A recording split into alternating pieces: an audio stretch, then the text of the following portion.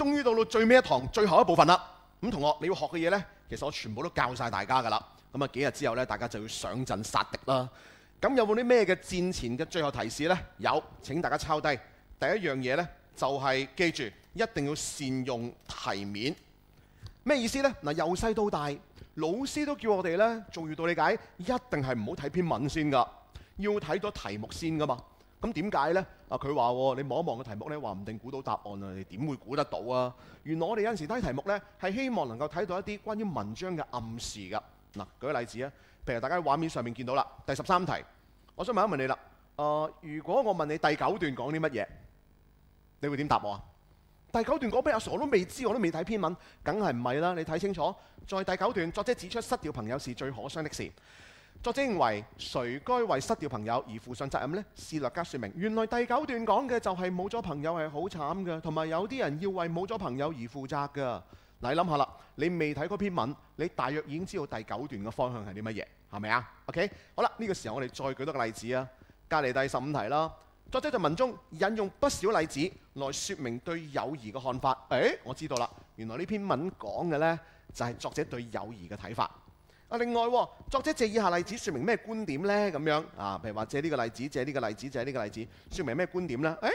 我瞬間已經知道第3、第4同埋第6段講啲咩啦。因為第3、第4同埋第6段嘅觀點呢，都已經印咗喺度。咁一陣我睇嘅時候呢，就唔需要由零開始咁辛苦。我逢係睇第3、4、6段嘅時候，就可以過嚟呢度揀就得㗎啦。OK， 就係咁啦。仲有冇啊？仲有㗎咧？呢一度第9題啊，在文章嘅開頭，作者以花做比喻，點出友誼嘅特質。嗱，咁我哋終於知道呢，原來呢篇文嘅開頭呢，其實就係攞花去比喻友誼㗎。是綜合全文指出花同埋友誼相似之處，並略加說明，即係話喺篇文章嗰度呢，多多少少都有講到呢友誼同埋花之間相似嘅地方㗎。好啦，再唔信嘅時候，俾多個例子俾大家。呢一題第一段同埋最尾嗰段講啲乜嘢？作者在第一段開頭就話啦，友誼係介乎必需品同埋奢侈品之間，而末段就話啦，友誼應該係必需品㗎。嗱，我哋集合咁多嘅資料呢，我哋知道第9段講咩啦，第3、4、6段講咩啦，第1段講咩，最尾嗰段大約講啲咩，亦都知道成篇文章係主要講緊呢，就係作者對友誼嘅看法。嗱，所以話我哋如果能夠善用題面嘅時候呢，其實係可以幫我哋喺望嗰個文章之前呢，已經有一個初步嘅理解。嗱，你記住啊，你絕對唔係孤軍作戰嘅。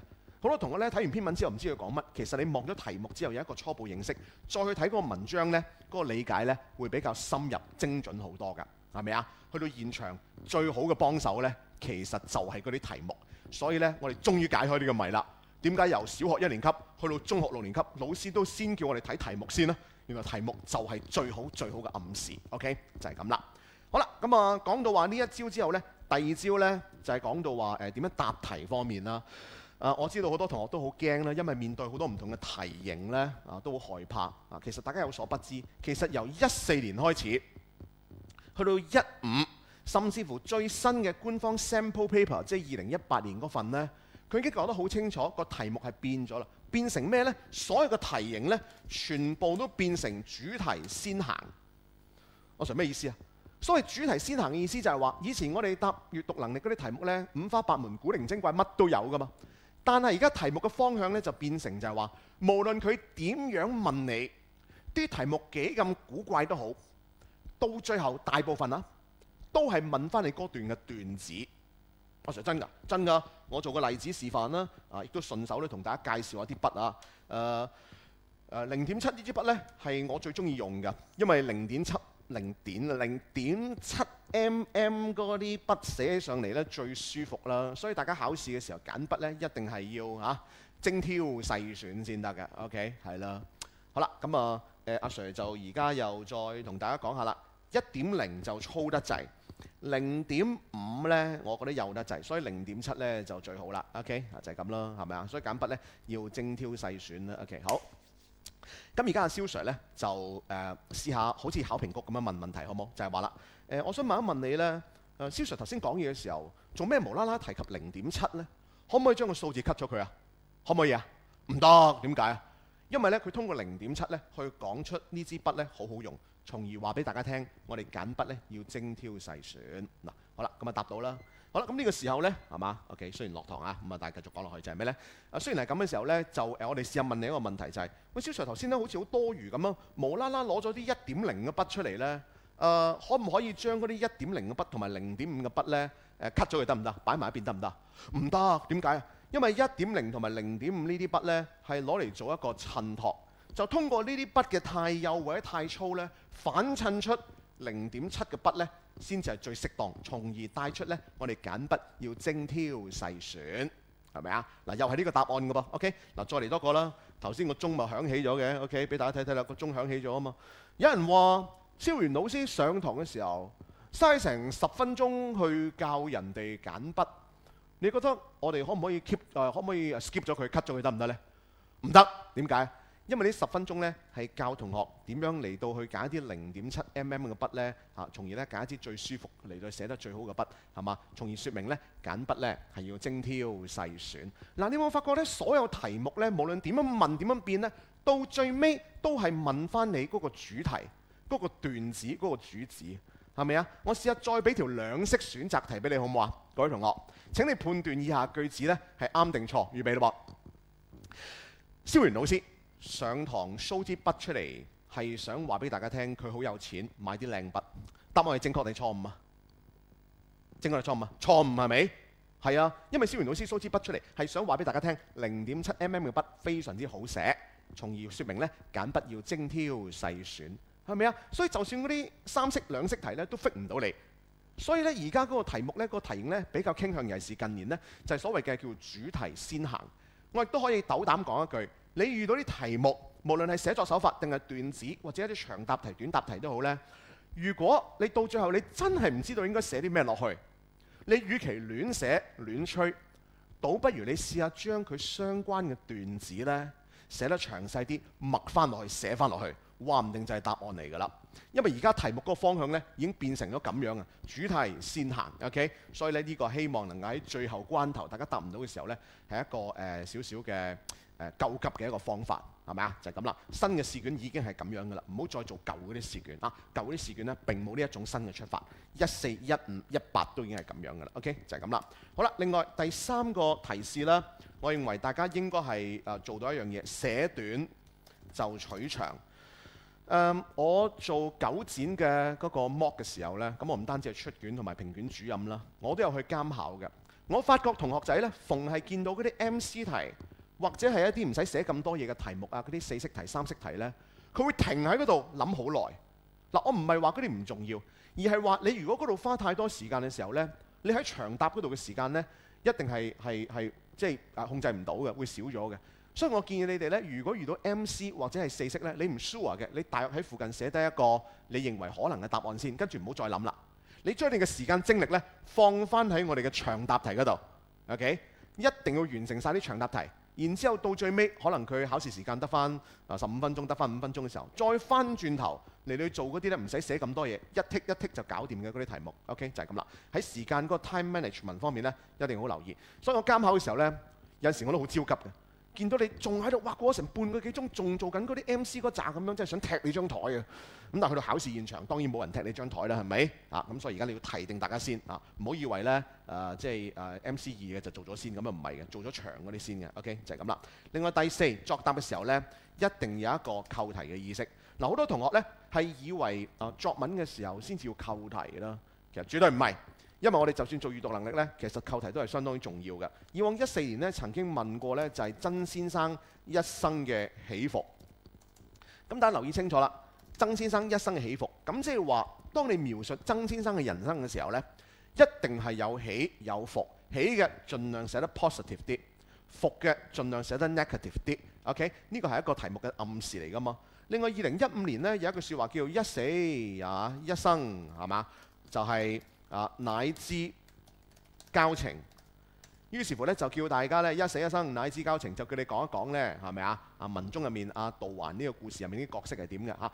咁你答嘅時候咧一定要扣住就係一死係乜嘢，一生係乜嘢，乃知交情又係乜嘢？咁所以大家答嘅時候一定要扣實嗰個題目嘅字。OK， 好多同學咧我知道係誤會咁樣就將嗰個閱讀能力咧就當咗係作文咁樣處理。嗱，作文以多為美，寫多啲 OK，但係問題就係，如果你去做閱讀能力嘅時候呢，最緊要你個答案呢係咪真係能夠回應到扣到個題目？我收過好多同學呢啲字體好靚，亦都寫得好多，但係到最後都係一個 XO。咩叫 XO 啊？交叉零。咁點解呢？因為你真係唔中 point 啊嘛。所以你問清楚你自己所答嘅嘢呢，係咪能夠回應到題目嗰個要求嘅 ？OK， 就係咁啦。咁呢個呢，就係俾大家嘅一個提示啦。另外第5啦，就係咩呢？就係點數取勝。嗱，好多同學唔知道咩叫點數取勝。所謂點數取勝嘅意思呢，就係話以考試為例啦，3分，好多老師呢就會教大家3分就梗係寫3行啦，寫多啲好。但其實真正嘅 marking scheme 呢，3分呢係3個 point 啊嘛。你一個 point 寫好長好長呢，其實你到最後都係得1分嘅。以舊年為例啊，到底話嗰個不孝子有幾咁不孝呢？3分。咁你就話啦，哇！佢知道阿媽原來去咗道環屋企嗰度住呢，都唔去接佢，係嘛？呢個第一樣嘢啦。當佢真係遇到道環嘅時候呢，都要隔半年之後先揾佢阿媽，呢個第2個不孝啦。當佢見到佢阿媽嘅時候，發覺佢行動不便，於是乎呢就借故呢就走鬼咗，呢個第3個不孝啦。你答嘅時候就係答3樣嘢攞3分，而唔係就咁答一樣嘢，跟住就 elaborate 好長好長，但係到最後你可能都係攞1分噶嘛。呢個就係所謂嘅叫做點數取勝。OK，3分絕對唔係淨係計長度或者嗰個叫詳細嘅程度咁簡單，而家已經變成咗3分係3個方向㗎啦。OK，呢個呢大家呢都要留意啦嚇。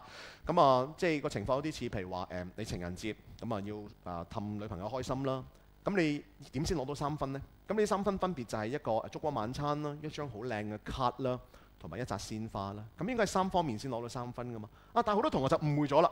佢話啦，唔緊要，我淨係畫一張卡，我畫一張有咁大得咁大嘅卡，畫到好多嘢上去嘅，係咪啊？好精心炮製。但係無論張卡幾靚都好呢，到最後你都係攞到1分。明唔明呢個道理啊 ？OK， 明啦嘛。嗱，對自己要求高啲啊。